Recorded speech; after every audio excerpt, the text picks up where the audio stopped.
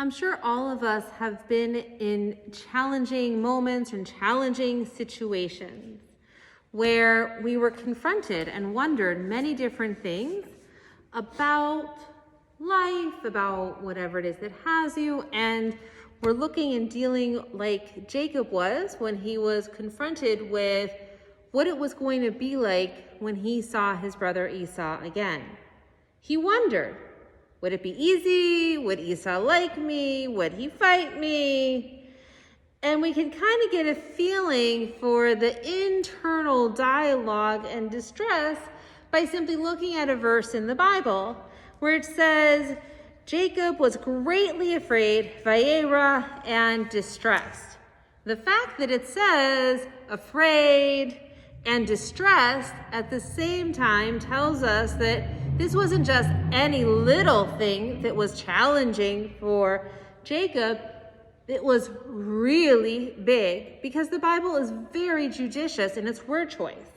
The rabbis even picked up on that there was something interesting by the fact that it said vayera, afraid, and vayetzer, distressed.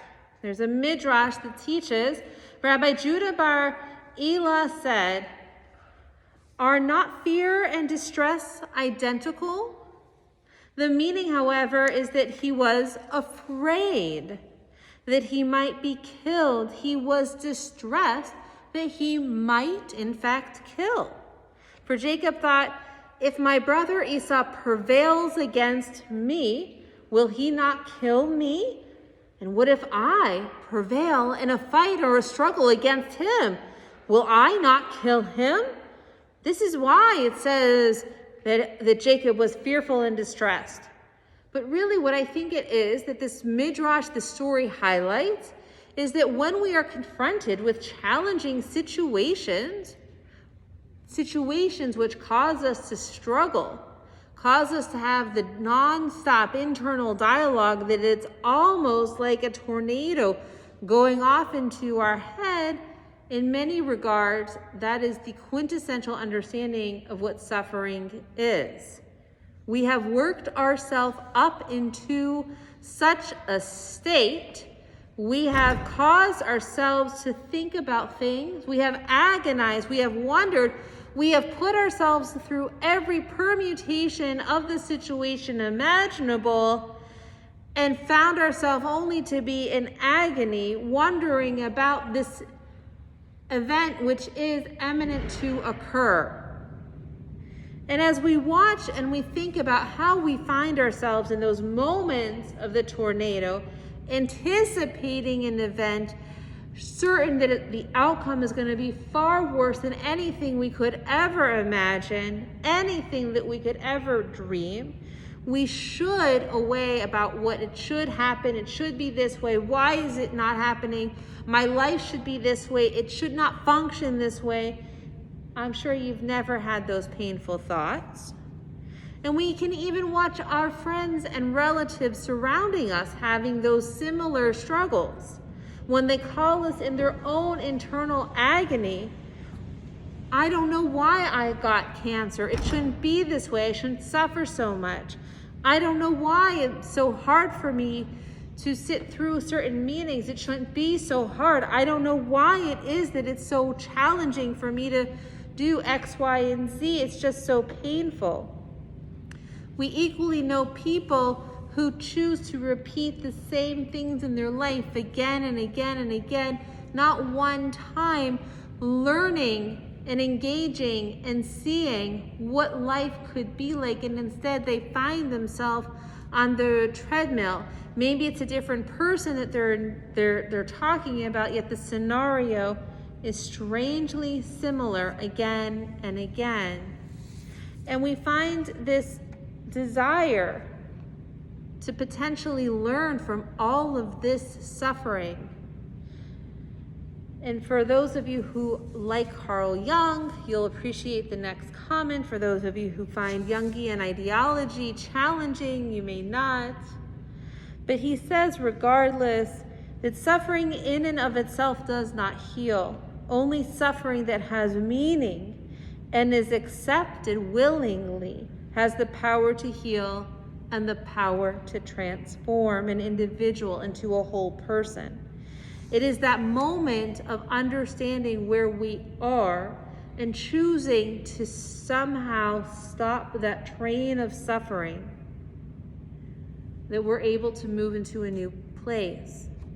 Perhaps that's what happened with Jacob and why he was so insistent after his encounter with the mysterious angel or person or being at the river Jabbok, a river which is, well, frankly, named after him in many regards, that he changed his name because he went through a process of having tremendous internal strife of whatever we want to call it, to a degree that it's repeated in the Bible that he was afraid and he was distressed, to finally finding a moment of peace and finally allowing it to be transformative. We see that Jacob was a trickster earlier in life. We see that Jacob did not speak well of his brother. We see that he stole the blessing. We see that he himself was tricked by Laban, that he was tricked by Leah, and perhaps finally, after going through all of the trickery either was done to him or by him, was he able to finally slow down his life and realize he didn't need to be that way. He could grow, he could transform, he could change. And he no longer needed to call or wanted to call himself Jacob. He didn't want to be remembered as the kid who grabbed his brother by the heel on their way entering into this world. Rather, he wanted to be Israel, a warrior, someone of God, because he had transformed. I want to close with a poem by one of my colleagues, Karen Kadar. And here she states that inside the human heart is fear. There is also hope, and the two wrestle constantly, like Jacob and God. Sometimes one prevails, sometimes the other.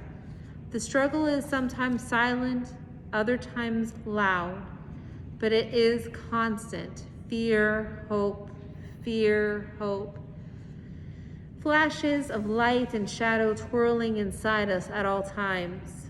It is so much easier when there is love.